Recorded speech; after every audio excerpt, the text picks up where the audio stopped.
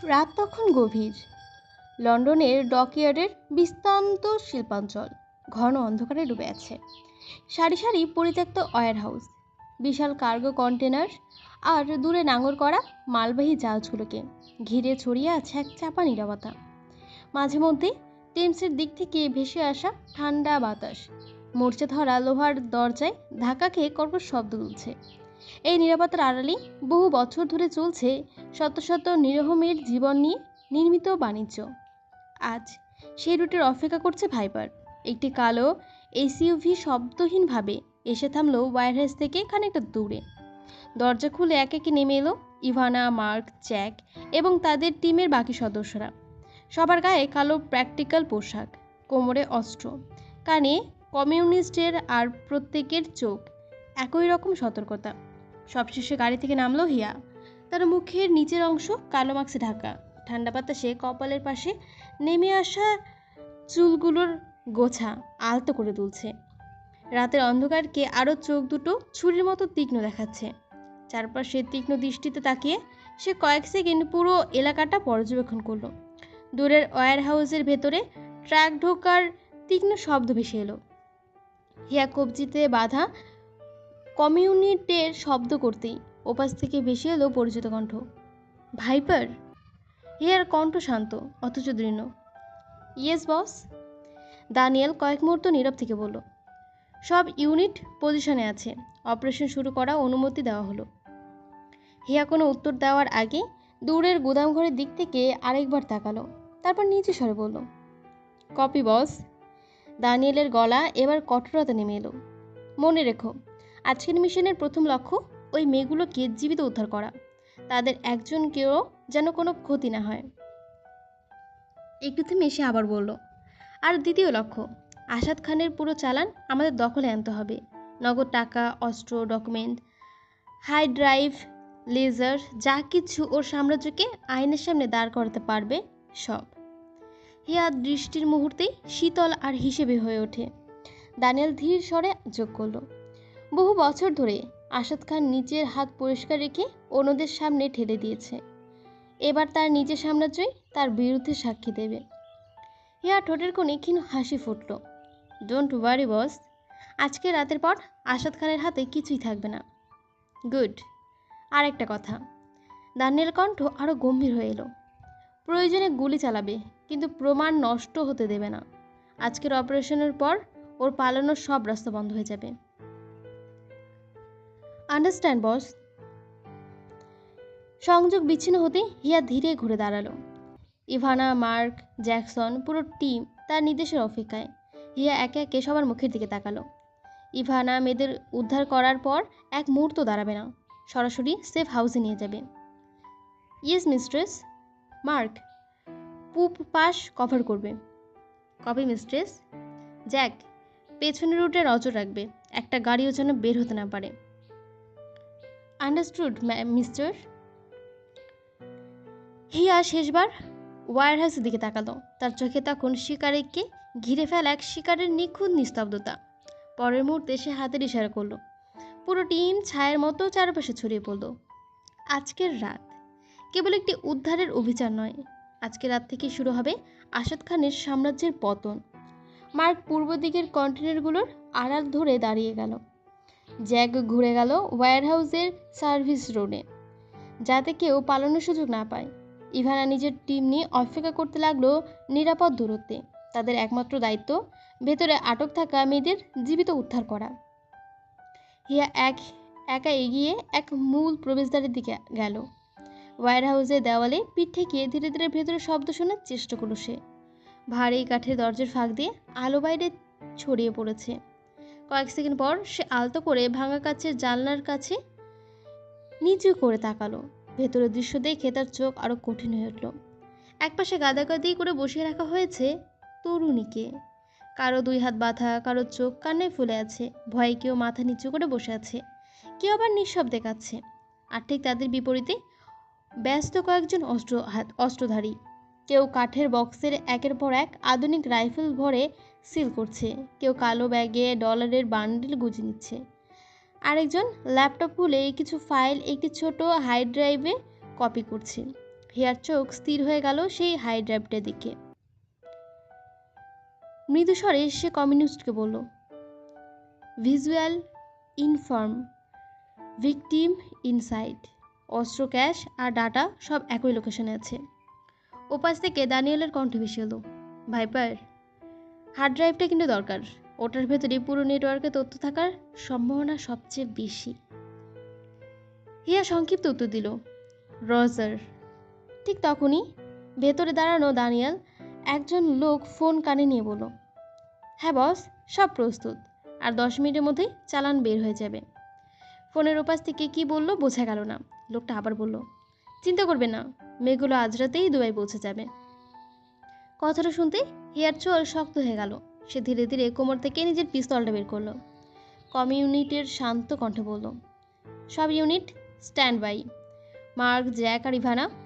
উত্তর একসঙ্গে ভেসে এলো, রেডি মিস্ট্রেস। হিয়া গম্ভীর শ্বাস নিল। তার দৃষ্টি ছিল স্থিরভাবে দরজার উপর। আর মাত্র একটি সংকেত, এরপরই এই নরক ভেঙে পড়বে। হিয়ার আঙুল ধীরে ধীরে ট্রিগারের কাছে সরে এলো। সে জানে এই মুহূর্তে একটা ভুল সিদ্ধান্ত পুরো অপারেশনকে ঝুঁকির মুখে ফেলে দিতে পারে। ভেতরে থাকা মেয়েগুলো এখনও শত্রুদের মাঝখানে। গুলি শুরু হলে আতঙ্কে তারা নিজেরা যেদিকে সেদিকে ছুটতে পারে। হিয়া চোখ বন্ধ করে কয়েক সেকেন্ড হিসাব কষল, তারপর কমিউনিটির নিচে শটে পড়ল, প্ল্যান চেঞ্জ। ওপাশে মার্ক সঙ্গে সঙ্গে জিজ্ঞাসা করলো, কমান্ড। প্রথমে ভিকটিম সেফ, তারপর টার্গেট। হিয়ার কণ্ঠে কোনো দ্বিধা নেই। মার্ক, ডান পাশের গার্ডগুলোর তোমার। জ্যাক, পেছনের এক্সিট বন্ধ করো, কেউ যেন বাইরে যেতে না পারে। কপি। ইভানা, আমার সিগন্যালের সঙ্গে সঙ্গে ভেতরেরও কেমিগুলো বের করবে। আন্ডারস্টুড। হিয়া আবার জানলার ফাঁক দিয়ে ভেতরে তাকালো। লোকগুলো তখনও নিজেদের কাছেই ব্যস্ত হয়ে রয়েছে। তারা বুঝতেই পারছে না তাদের চারপাশে মৃত্যুর মতো ছড়িয়ে পড়েছে ভাইপারের টিম। একজন লোক বড় একটি ধাতব বক্স বন্ধ করে তালা লাগাচ্ছিল।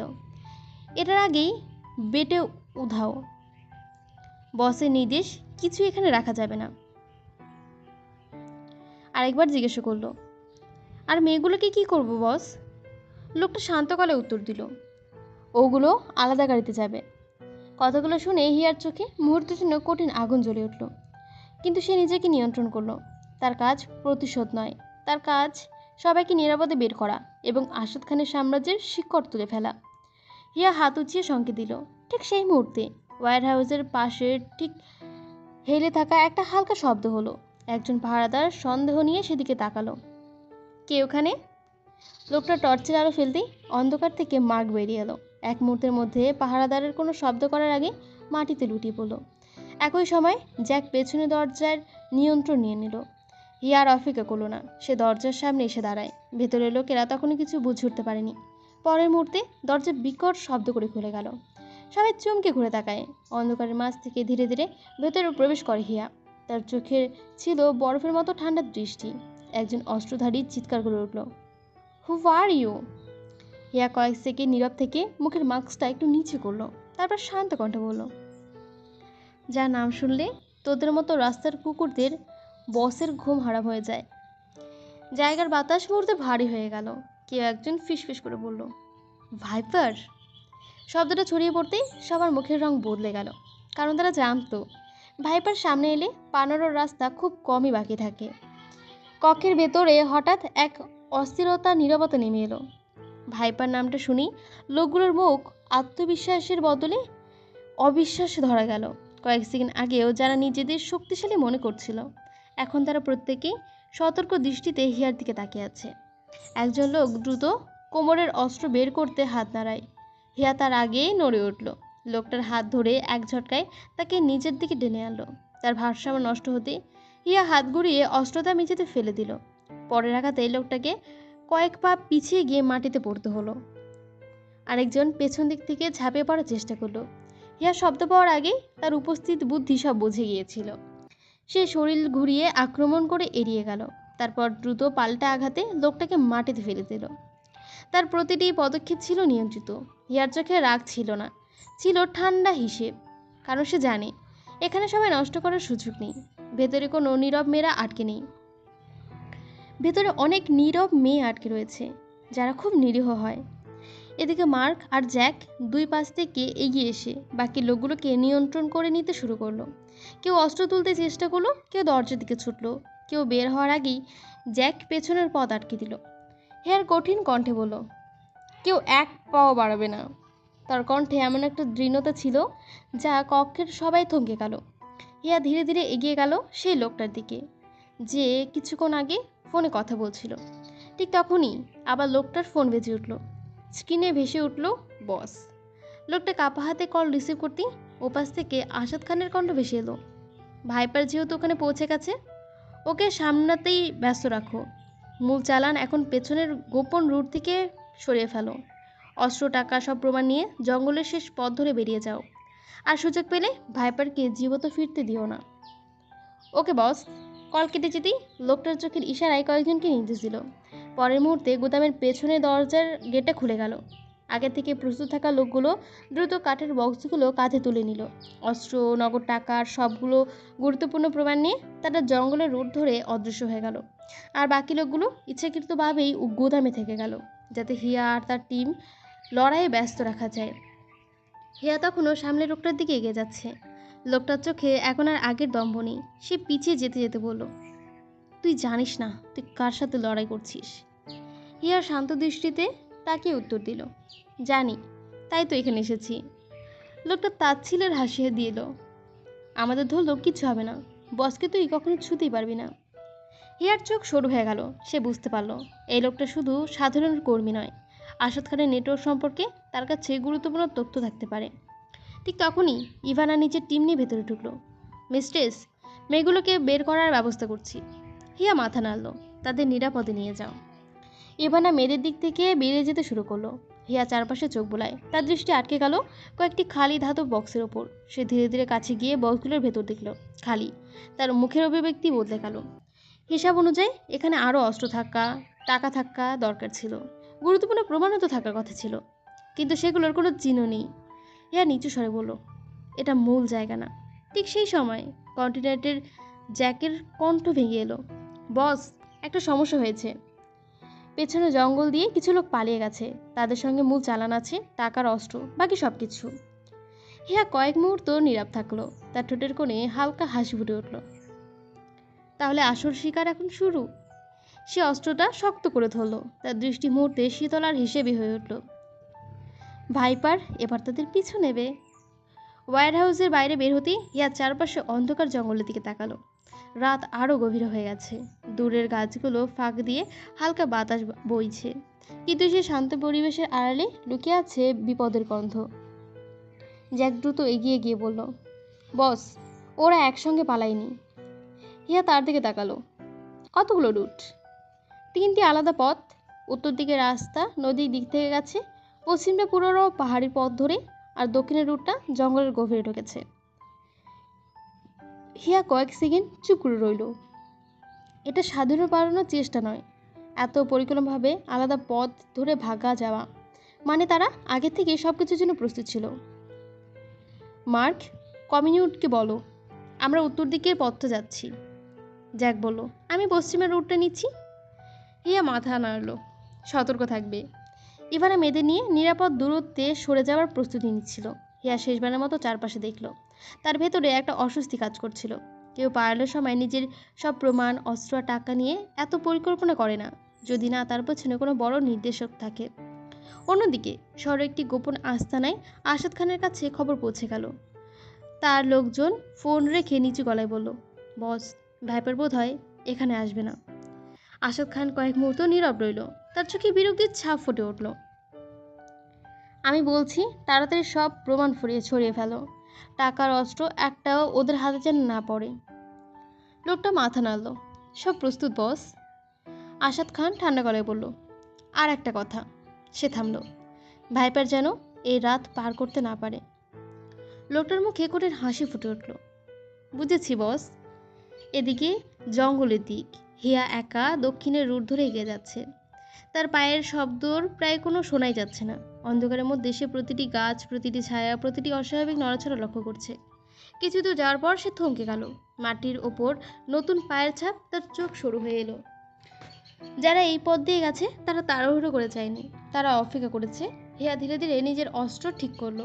ঠোঁটের কোণে সামান্য হাসি ফুটে উঠল। পালাচ্ছিস না, আমাকে এখানে নিয়ে এসেছিস? আচ্ছা। চারপাশে নীরবতা আরো ঘন হয়ে উঠল। ঝোপের আড়ালে গাছের ছায়ায় কয়েকজন মানুষ ইতিমধ্যে অবস্থান নিয়েছে, তাদের হাতে অস্ত্র। তাদের একটাই নির্দেশ, ভাইপারকে শেষ করতে হবে। আর হিয়া সেই ফাঁদে একেবারে মাঝখানে ঢুকে পড়ল। হিয়া বুঝতে পারছিল এই পথটা স্বাভাবিক নয়। মাটির ওপর নতুন পায়ের ছাপ, ভাঙা ডালের চিহ্ন, চারপাশের অস্বাভাবিক নীরবতা, সবকিছু বলছিল কেউ তাকে অপেক্ষা করে টেনে আনছে। তবু সে থামল না, কারণ এত দূরে সে ফিরে যাওয়ার কোনো সুযোগ নেই। আশাদের লোকগুলোকে পালিয়ে যেতে দিলে শুধু টাকা বা অস্ত্র নয়, অনেক মানুষের জীবন নিয়ে খেলা চলতেই থাকবে। হিয়া নিচু সুরে বলল, ফাঁদ হলে হোক, শিকার শেষ না করে ফিরে যাওয়ার অভ্যাস আমার নেই। সে ধীরে ধীরে আরো গভীরে এগিয়ে গেল। জঙ্গলের ভেতরে অন্ধকার আরো ঘন হয়ে আসছিল। চারপাশে শুধু গাছের ছায়া আর বাতাসের শব্দ। হিয়ার পা থেমে গেল। কিছু একটা বলতে গেছে। তার প্রশিক্ষিত মন বিপদের সংকেত পেয়ে গেছে। পরের সেকেন্ড তার শরীর নিচে থেকে নড়ে উঠল। পেছন থেকে ছুটে আসা আঘাত সে মাথা নিচু করে এড়িয়ে গেল। একজন ভারী লোক লোহার রড দিয়ে তার উপর হামলা করেছিল। হিয়া ঘুরে দাঁড়িয়ে লোকটার হাত চেপে ধরল। একটা নেতার ভারসাম্য নষ্ট করে অস্ত্রটা ছুঁড়ে ফেলে দিল। কিন্তু সে একা ছিল না। চারপাশে ঝোপ থেকে একে একে বেরিয়ে এলো আরও অনেকগুলো লোক। একজন, দুইজন, তারপর আরও, মোট 9 জন। তারা ধীরে ধীরে হিয়াকে ঘিরে ফেলল। একজন ঠান্ডা হাসি দিয়ে বলল, ভাইপার, অনেক নাম শুনছি তো তোর। আচ্ছা দেখা যাক নামের মতো শক্তি আছে কিনা তোর। হিয়া চারপাশে তাকালো। তার চোখে কোনো ভয় নেই, বরং রয়েছে স্থিরতা। 9 জন। সে হালকা হাসলো। আরো বেশি আশা করেছিলাম যদিও। লোকগুলো একসঙ্গে এগিয়ে গেল। প্রথম জন সামনে থেকে আঘাত করতেই হিয়া পাশ কাটিয়ে গেল। তার গতির সঙ্গে তাল মেলানো কঠিন। একের পর এক আক্রমণ আসছে, কিন্তু প্রতিবারই সে শেষ মুহূর্ত পর্যন্ত সরে যাচ্ছে। তার শরীরের প্রতিটি নড়াচড়ায় বছরের পর বছর প্রশিক্ষণের ছাপ। একজন পেছন থেকে ধরার চেষ্টা করলো। হিয়া তার উপস্থিতি বুঝে গিয়েছিল। সে ঘুরে লোকটার হাত ধরে নিজের গতির ব্যবহার করে তাকে সামান্য ছুড়িয়ে দিল। তারপর একে একে অপরের সঙ্গে ধাক্কা খেয়ে অবিশ্রান্ত মারামারি করতে লাগলো। বিশ্রামের কোনো সময় নেই। আরেকজন এগিয়ে এলো, তারপর আরেকজন, চারপাশের সঙ্গে সঙ্গে আক্রমণ। হিয়া নিজের অবস্থান বদলাতে বদলাতে লড়াই চালিয়ে গেল। তারপর হঠাৎ কমিউনিটির ঝিঝি শব্দ হলো। ভাইপার, তোমার সিগন্যাল দুর্বল হয়ে যাচ্ছে। দানিয়েলের কণ্ঠ ক্ষীণ হয়ে আসছে। হিয়া উত্তর দেওয়ার আগে একজন তার দিকে ঝাঁপিয়ে পড়ল। সে আঘাত এড়ালো, কিন্তু ধাক্কায় কানের ইনফরমেশন লোকেশনটা ডিভাইসটা খুলে মাটিতে পড়ে গেল। শব্দ বন্ধ হয়ে গেল। দানিয়েলের সঙ্গে যোগাযোগ বিচ্ছিন্ন। এদিকে অন্য দিক, মার্ক আর জ্যাক নিজেদের রুট আটকে গেছে। তাদের পথও আটকে অপেক্ষা করছিল আশাদের লোকজন। মার্ক দাঁত চেপে বলল, ওরা আমাদের রুট জানতো। জ্যাক চারপাশে তাকে উত্তর দিল, এটা পালানোর পরিকল্পনা না, এটা একটা ফাঁদ। তারা দুজন নিজেদের মধ্যে লড়াই চালিয়ে যাচ্ছে। আর দূরে ইভানা ইতিমধ্যে উদ্ধার করা মেয়েদেরকে নিয়ে নিরাপদ পথে এগিয়ে যাচ্ছে। তার কমিউনিটির দানিয়েলের সঙ্গে যোগাযোগ আছে। সে জানে তাদের টিমের অন্যান্যরা লড়াই করছে, কিন্তু হিয়ার সিগন্যাল আর পাওয়া যাচ্ছে না। ইভানা থেমে উদ্বিগ্ন গলায় বলল, মিস্ট্রেসের সঙ্গে যোগাযোগ নেই? দানিয়েলের কণ্ঠে ভেসে এলো, তার লোকেশন ট্র্যাক করার চেষ্টা করো। কিন্তু জঙ্গলের গভীরে একা দাঁড়িয়ে হিয়া তখনও লড়াই করছে। 9 জনের মাঝখানে কানের যোগাযোগটা নেই। কোনো সমস্যা নেই, শুধু নিজের দক্ষতার জেদ নিয়ে। কারণ ভাইপার জানে এই লড়াইয়ের হার মানার অর্থ শুধু তার পরাজয় নয়, এর মানে আসাদ খানের হাতে আবারও জয় তুলে দেওয়া। লড়াইটা তখন আরও নির্মম হয়ে উঠল। জঙ্গলের ভেতর শুকনো পাতার ওপর পায়ের শব্দ, ধাতব অস্ত্রের সংঘর্ষ আর ভারী শব্দ ছড়িয়ে পড়ছিল চারিদিকে। হিয়া একের পর এক আক্রমণ ঠেকে যাচ্ছে। তার সামনে থাকা লোকগুলো বুঝে গেছে শক্তি দিয়ে এই মেয়েকে হারানো সহজ নয়। তারা এবার কৌশল বদলালো। একজন সামনে থেকে মনোযোগে আটকে দিল, আরেকজন পাশ কাটিয়ে পেছনে চলে গেল। হিয়া দুজনের গতিবিধি বুঝতে পেরেছিল, কিন্তু একসঙ্গে এতগুলো আক্রমণ সামলাতে গিয়ে এক মুহূর্তের জন্য তার দৃষ্টি অন্যদিকে চলে গেল। সে সুযোগটাই কাজে লাগলো। একজন তার হাতে থাকা লোহার রডটা বাতাস ছিঁড়ে হিয়ার দিকে এগিয়ে গেল। পরের মুহূর্তে একটা ভারী আঘাত, রডের আঘাত হিয়ার মাথা ঝাঁকুনি খেল। কয়েক পা পিছিয়ে গেল সে। কপালের পাশ দিয়ে উষ্ণ রক্ত গড়িয়ে নামতে শুরু করলো। চারপাশের লোকগুলো ভেবেছিল এবারই হয়তো সে পড়ে যাবে, কিন্তু হিয়া হাঁটু ভাঙল না। সে ধীরে ধীরে মাথা তুলল। চোখের দৃষ্টি তখনও একই রকম কঠিন। একজন অবাক হয়ে গেল। এত আঘাতের পরও দাঁড়িয়েছিস কিভাবে তুই? হিয়া হাতের পেছন দিয়ে কপালে রক্ত মুছে নিল। তার কণ্ঠ শান্ত। আমাকে ফেলে দেওয়ার জন্য এর চেয়ে বেশি কিছু লাগবে। কথা শেষ হওয়ার আগেই সে আবার এগিয়ে গেল। শরীর ক্লান্ত হচ্ছে, মাথার আঘাতে চোখ ঝাপসা হয়ে আসছে, তবুও তার গতিটা কমেনি। একজন ছুরি নিয়ে সামনে আসতে হিয়া তার হাতে কবজি ধরে আক্রমণ দিক ঘুরিয়ে দিল। তারপর নিজের শরীরের ভার ব্যবহার করে তাকে মাটিতে ফেলে দিল। একজন ভারী চাকু নিয়ে আঘাত করতে এলো। হিয়া শেষ মুহূর্তে সরে গেল, অস্ত্রটা পাশের কাছে গিয়ে আঘাত করলো। সে ঘুরে দাঁড়িয়ে লোকটার হাত থেকে অস্ত্রটা ফেলে দিল। তার প্রতিটি আঘাতের মধ্যে ছিল বাঁচার লড়াই। এখানে কোনো নিয়ম নেই, কোনো সুবিধা নেই তার কাছে। শুধু মুহূর্তে কোনো বন্দুক নেই, নাই কোনো ব্যাকআপ, শুধু নিজের প্রশিক্ষণ একটা জেদ। অন্যদিকে দূরে মার্ক আর জ্যাক নিজেদের লড়াইয়ে আটকে গেছে। তারা চেষ্টা করছে দ্রুত শত্রুদেরকে হারিয়ে হিয়ার কাছে পৌঁছাতে, কিন্তু তাদের আস্তে আস্তে লোকজন সংখ্যায় অনেক বেশি রয়েছে। জ্যাক কমিউনিটকে বলল, মিস্ট্রেসের সিগন্যাল পাচ্ছি না। মার্ক দাঁত চেপে উত্তর দিল, ওনার ডিভাইস পড়ে গেছে, আমাদের দ্রুত যেতে হবে। কিন্তু হিয়ার কাছে তখন বাইরের কোনো শব্দ পৌঁছাচ্ছে না। সে একাই দাঁড়িয়ে আছে 9 জনের সামনে। রক্ত ধীরে ধীরে গড়িয়ে পড়ছে, শ্বাস ভারী হয়ে উঠছে, তবুও তার চোখে পরাজয়ের কোনো চিহ্ন নেই। কারণ আজাদ খানের লোকেরা একটা বিষয় ভুলে গেছে, ভাইপারকে আঘাত করা যায়, কিন্তু তাকে থামানো যাওয়া অসম্ভব। অবশেষে লড়াই শেষ হলো। জঙ্গলে সেই নির্জন অংশে এখন শুধু পড়ে আছে ভাঙা ডালপালা, ছড়িয়ে থাকা অস্ত্র আর নিস্তব্ধ কিছু দেহ। 9 জন মানুষ, একজনের উপর আরেকজন, সবাই অবস্থা পরাস্ত করা। সবাইকে পরাস্ত করেছে হিয়া। শেষ পর্যন্ত নিজের দুর্বলতাকে প্রকাশ করেনি। কপাল বেয়ে রক্ত নেমে আসছিল, মাথার ভেতর তীব্র যন্ত্রণা হচ্ছিল, চোখের সামনে বারংবার অন্ধকার নেমে আসছিল, তবুও সে থামেনি। হাতের ছুরিটা এখনও শক্ত করে ধরে রেখেছিল সে।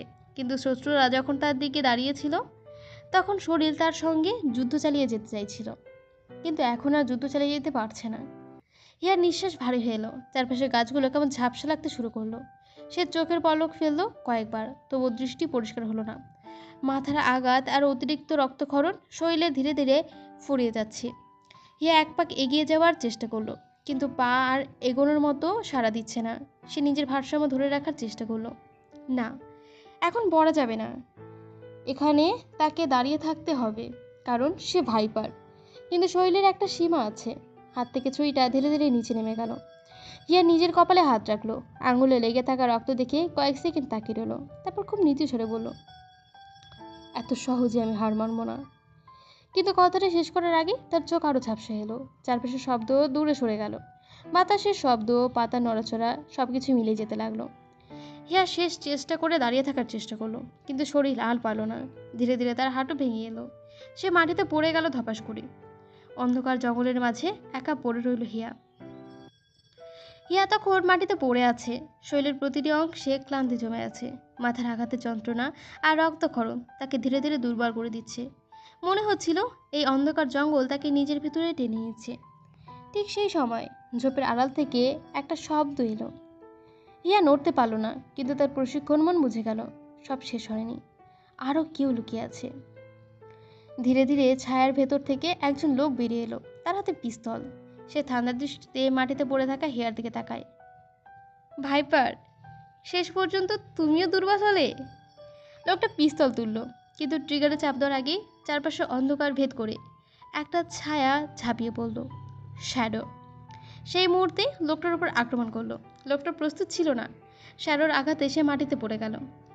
একটার পর একটা আঘাত আসতে লাগলো। শ্যাডোর রাগ থামার নাম নেই। লোকটার মুখে আতঙ্ক ছড়িয়ে পড়ল। সে কোনোভাবে উঠে দাঁড়ানোর চেষ্টা করলো, কিন্তু শ্যাডোটাকে সুযোগ দিল না। লোকটার শরীর থেকে রক্ত বেরোতে শুরু করলো। এই পর্যায়ে লোকটা কষ্ট করে নিজের পিস্তলের দিকে হাত বাড়ায়। তার চোখে এবার অন্যান্য হিংস্রতা। সে শ্যাডোর দিকে অস্ত্র তাক করার চেষ্টা করলো। ইয়া আধো বন্ধ চোখ সবটা দেখছিল, তার শরীর আর সায় দিচ্ছিল না। কিন্তু শ্যাডোর দিকে তাক করা পিস্তলটা দেখি তার শরীরের ভেতরে সবটুকু শক্তি আবার জেগে উঠল। না, এটা হতে দেওয়া যাবে না।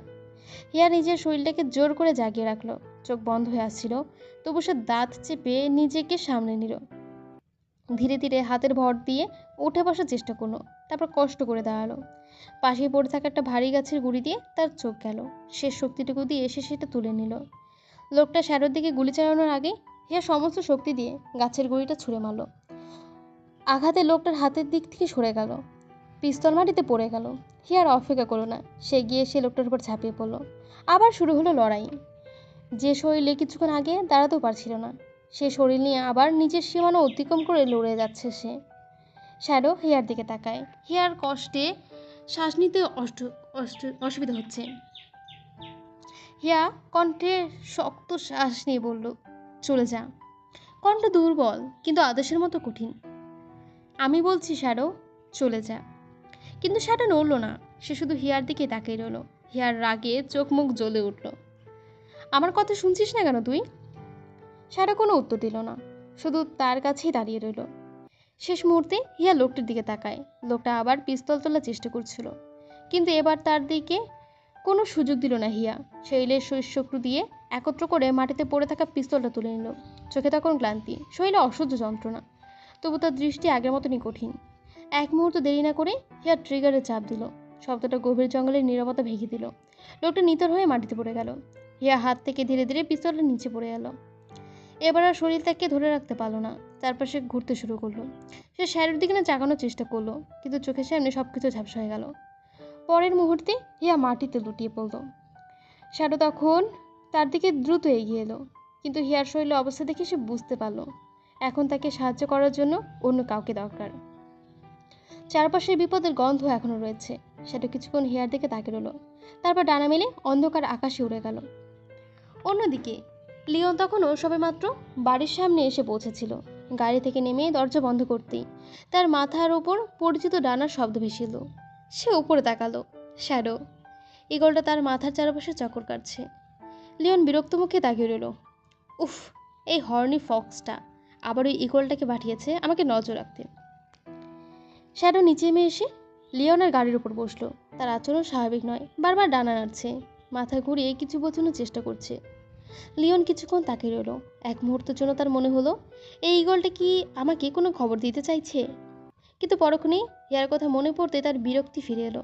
সে ঠান্ডা গলায় বলল, হিয়া যেমনের পোষা প্রাণী তেমনই হবে। একটু থেমে সে আবার বলল, বেয়াদব একটা।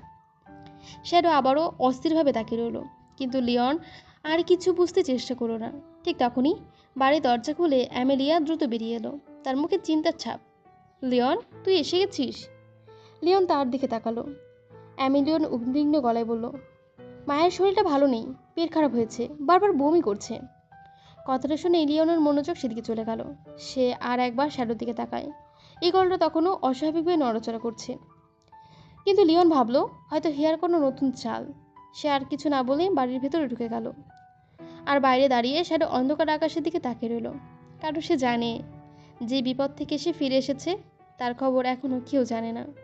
শ্যাডো কিছুক্ষণ লিওনের বাড়ির সামনে দাঁড়িয়ে রইল, তার চোখ অস্থিরতা। সে জানে সময় নষ্ট করার সুযোগ নেই।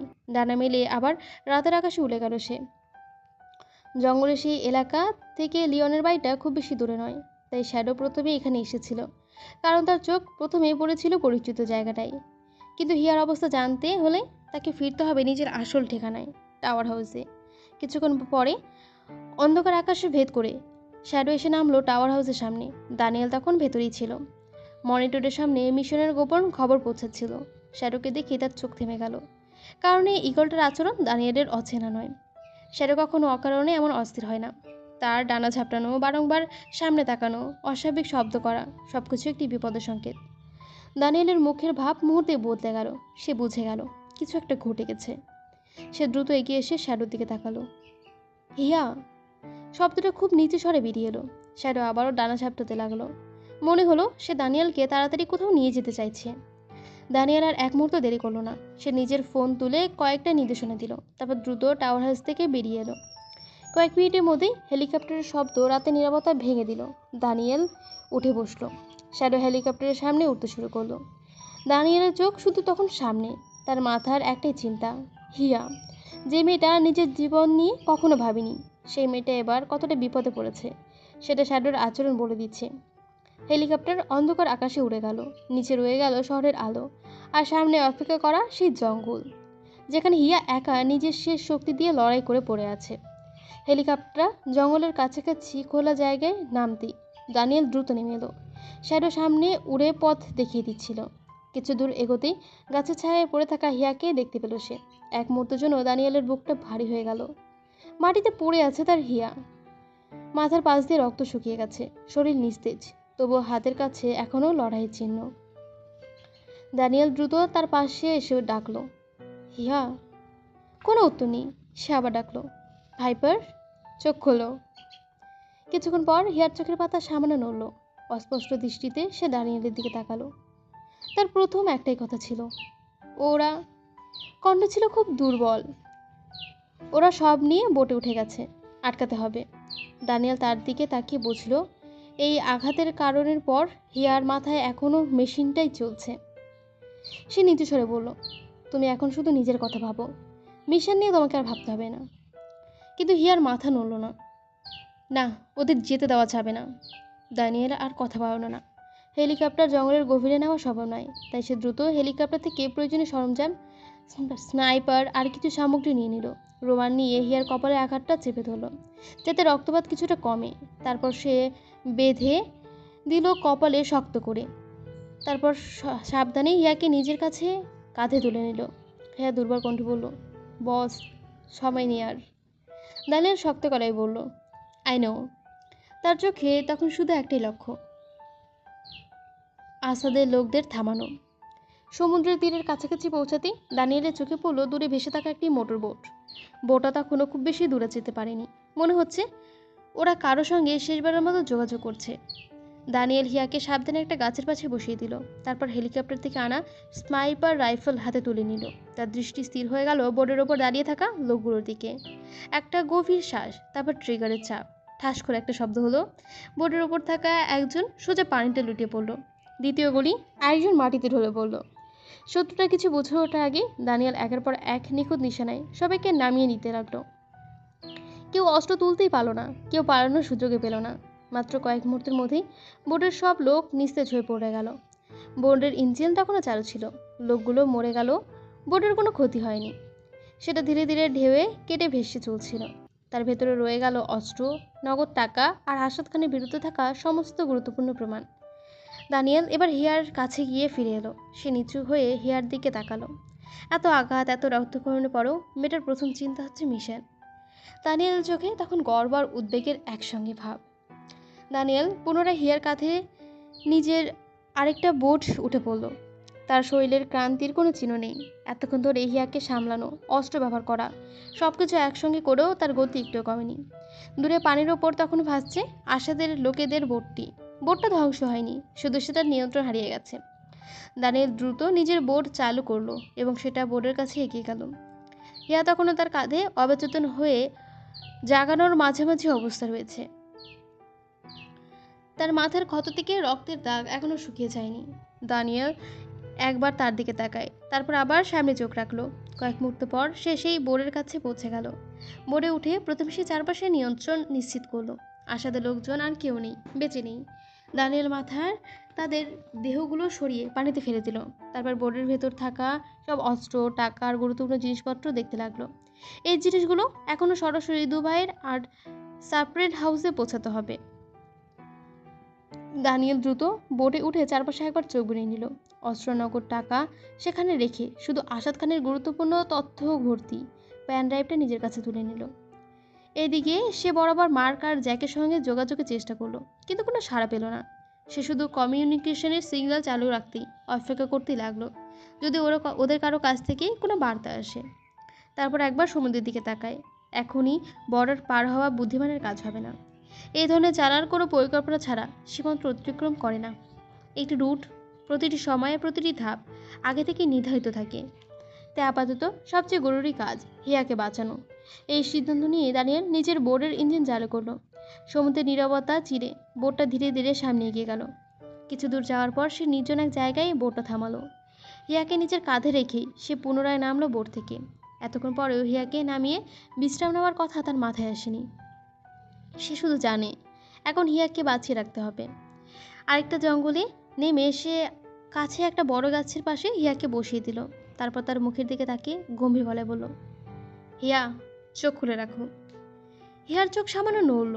দানিয়েল তার কাঁধ থেকে নেমে বলল, চোখটা বন্ধ করবে না, এটা আমার আদেশ।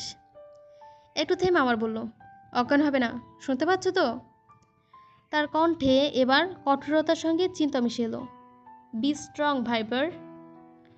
হিয়া অনেক কষ্টে চোখ খুলে রেখেছিল, কিন্তু শরীর তার সঙ্গ দিচ্ছে না। চোখের পাতা বারংবার ভারী হয়ে আসছে। মাথা যন্ত্রণার দুর্বলতা, সে ধীরে ধীরে একপাশে হেলে পড়ছিল। দানিয়েল সঙ্গে সঙ্গে তাকে ধরে ফেলল।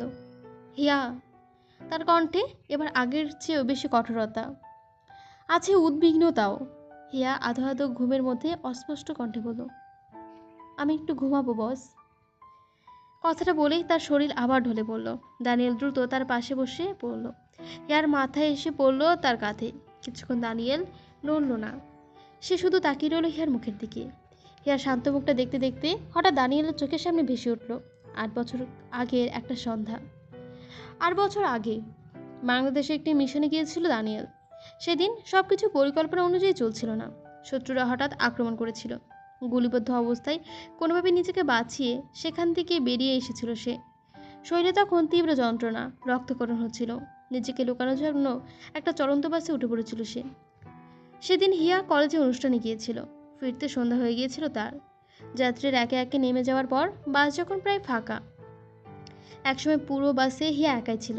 ঠিক তখনই দরজা খুলে আহত অবস্থায় উপরে এসে উঠল দানিয়েল। তার পোশাকে রক্তের দাগ, চেহারায় ক্লান্তি। হিয়া প্রথমে ভয় পেয়েছিল। সে কিছু বলার আগে দানিয়েল দুর্বল কণ্ঠে বলল, হেল্প মি প্লিজ। হিয়ার চোখে তখন আর কোনো ক্ষত দেখা গেল না। এটা কোনো সাধারণ মানুষ নয়, লোকটা আহত। দানিয়েলের কষ্ট তার কাছে এসে বসতে বলল। তারপর খুব নিচু স্বরে বলল, ওরা আমাকে খুঁজছে। একটু থেমে আবার বলল, ওরা এই বাসে উঠবে, আমাকে লুকাতে সাহায্য করো। হিয়া জানলা দিয়ে বাইরে তাকায়। একজন লোক দ্রুত বাসের দিকে এগিয়ে এসে গাড়িটা থামে। হিয়া দ্রুত জানলা দিয়ে বাইরের দিকে তাকালো। কয়েকজন লোক বাসের দিকে এগিয়ে আসছে একটি গাড়িতে করে। এক মুহূর্ত সময় নষ্ট না করে হিয়া নিজের ব্যাগটা খুলল, ভেতর থেকে একটা হুডি বের করলো। তারপর দানিয়েলের ওভারকোট খুলে তাকে হুডিটি পরিয়ে দিল। দানিয়েল অবাক হয়ে জিজ্ঞাসা করলো, এত চাপের মধ্যেও মেয়েরা ঠান্ডা মাথা কি করে? মেয়েটা কোনো কথা না বলে দ্রুত নিজের কাজ করতে লাগলো। পরের মুহূর্তে দানিয়েল আর কিছু না বলে হিয়ার কাঁধে নিজের মাথাটা রাখলো, চোখ বন্ধ করলো। কিছুক্ষণ পর কয়েকজন লোক বাস থামিয়ে ভেতরে উঠে এলো। তারা চারপাশে তাকিয়ে হিয়ার সামনে এসে দাঁড়ায়। একজন গভীর গলায় বলল, এই মেয়ে, কাউকে দেখেছিস এখান দিয়ে যেতে? তারপর দানিয়েলের দিকে তাকিয়ে জিজ্ঞাসা করলো, এটা কি? হিয়া একটুও ঘাবড়ালো না, স্বাভাবিক ভঙ্গিতে বলল, আপনারা কারা? এভাবে হুট করে বাসের ভেতরে চলে এসেছেন কেন? আর এটা আমার বয়ফ্রেন্ড, সে এখন অসুস্থ, ঘুমাচ্ছে। লোকগুলো সন্দেহের দৃষ্টিতে তাকালো একবার, কিন্তু তখন দানিয়েলের পোশাক বদলে গেছে। গুলির চিহ্ন বা রক্তের ছিটে ফোঁটা আর দেখা যাচ্ছে না।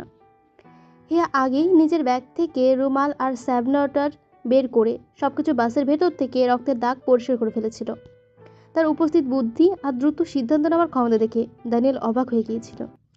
সেদিন প্রথমবার সে বুঝেছিল এই মেয়েটা সাধারণ কেউ নয়।